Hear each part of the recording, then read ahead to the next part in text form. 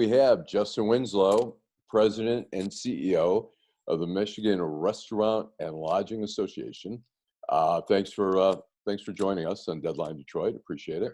Happy to be here. First of all, real quickly, how many restaurants does your organization represent?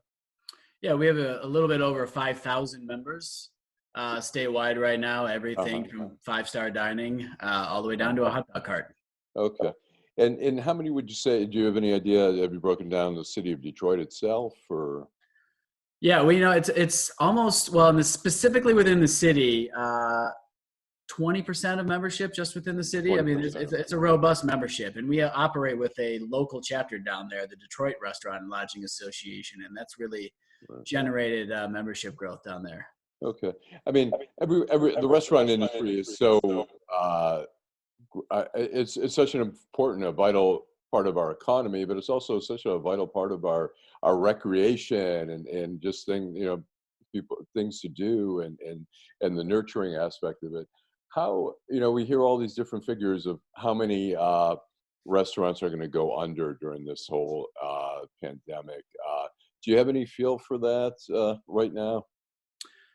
Yeah, we know that there's going to be about 1,000 restaurants statewide that will have closed by the end of May, based on survey. So that's about 20%. And then if we get into a period where, if this is a prolonged closure, the impact won't be fully realized for a while. But you see as many as a third of the restaurants in the state no longer existing. For good. They'll go away. So, I mean, just put that we're talking almost 6,000 locations. We see some, and I don't know what percentage are actually doing carry out at this point. Yeah, we know that about 55% of restaurants are closed in the state right now. Some of those permanently, but most of those are temporary closures, hopefully. So 45% approximately doing some version of carry out or delivery or both. Okay. Now I know some of like the pizza places, that's their sort of bread and butter anyways, carry out.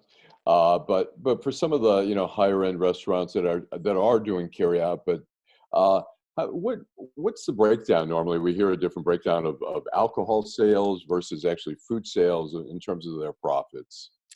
Yeah, well, alcohol sales are usually a much better profit generator, frankly, for the industry. That's part of the problem right now. Michigan's one of the few states that has not made available alcohol carry-out options. So you cannot go, whether it's an individually packaged, single cocktail or a full bottle. Neither one of those available in Michigan, but available in most states right now.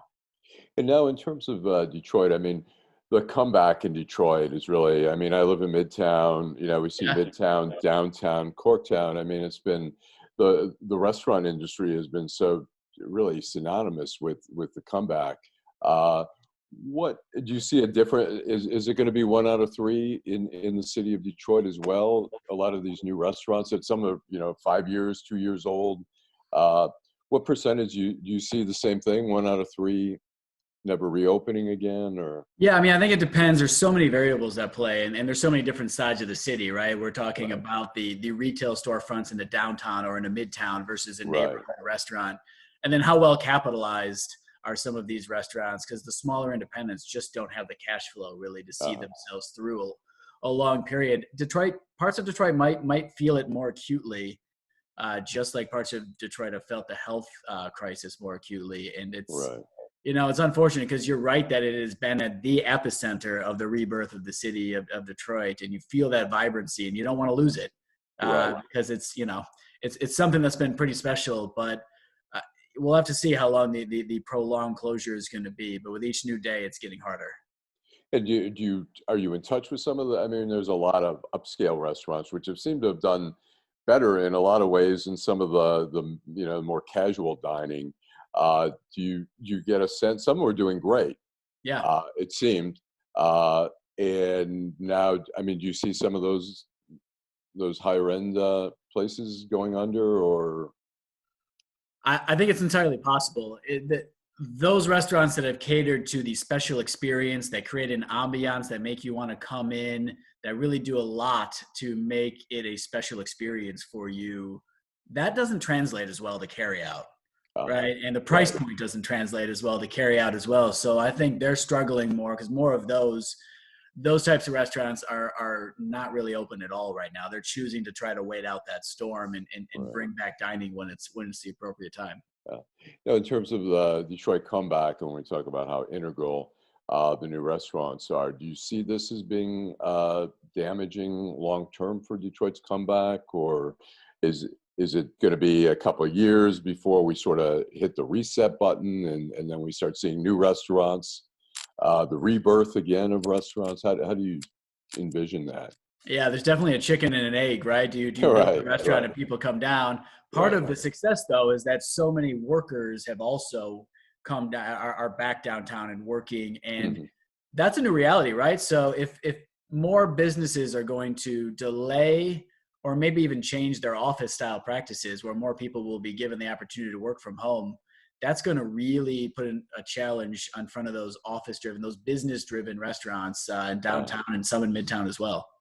How do the restaurants, what's the thought in terms of, I know there's some effort right now, you're pushing the governor to reopen restaurants by what, by the 29th or? Yeah, the current order banning dining in options in restaurants expires the 28th. So the whole purpose of putting out really a 26-page document of guidance for how to reopen restaurants was to help them help us open on the 29th when that uh, order expires, and not to prolong and add another executive order extending. And how do you envision the restaurants opening up? I mean, there are people who are still, I mean, the death rate, there's still a lot of, new confirmed cases. How do you convince people that it's okay to, I mean, people love going out to eat. And like I say, in Detroit, it's really one of the biggest, Friday and Saturday night events. I mean, Sure. people are going out to Yeah. eat. It's, A lot of good it's places worth it. important. Yeah, and it's important to people's lives and their psyche. I think it really uplifts Right. people. How do you convince people though that it's worth taking a risk or of, of returning to some of their favorite restaurants?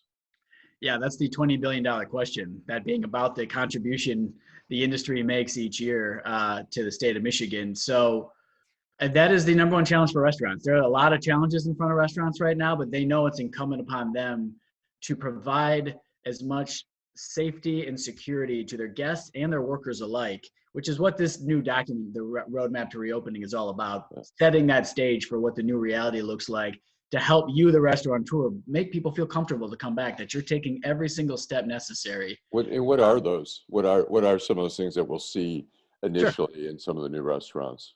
Yeah, how to establish social distancing in your restaurant, how to Uh, set up tables and spacing so you meet 6 feet requirements. How do you source and meet those new PPE requirements, whether it's masks, gloves, or other? You're going to be doing health screenings of employees every day to make sure they're not transmitting anything as well.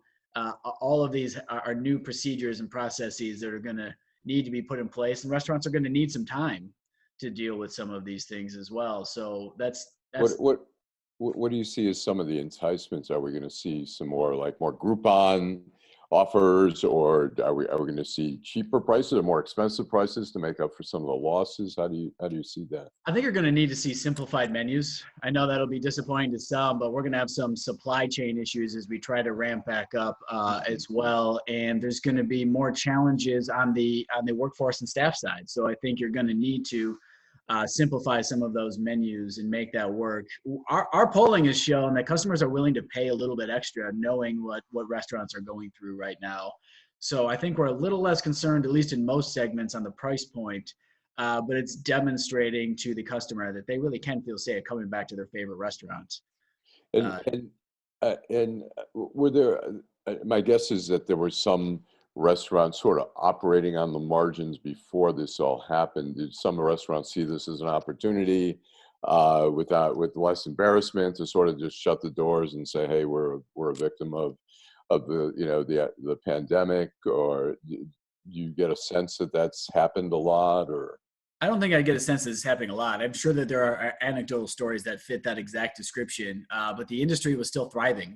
Through February, our numbers as an association and the numbers for the industry were either at or very near peak levels. Right, we had continued to grow and Mhm. outpace the overall economy for the last several years.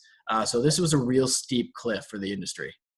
Will it be easy for people to bring back employees? Will there be an abundance of employees and because of some of the shutdowns? And will it be I easier actually for think it's going to restaurants to be, operate? yeah, I think it's In going that to be a way? challenge. I think it's going to be a challenge in the short term. Yeah. We know that there are supplemental unemployment benefits going on right now that make it possible to make approximately $50,000 a year salary basis Mhm. while being on unemployment. So trying to bring back a frontline cook could be a challenge. We're Mhm. working on some unique opportunities with what called a work share program with the state of Michigan right now Sure. that allow them to bring them back and a portion of their hours. Those employees don't lose any of those special one-time federal unemployment benefits. It's a good idea Right. to help them come back without losing some of those federal opportunities.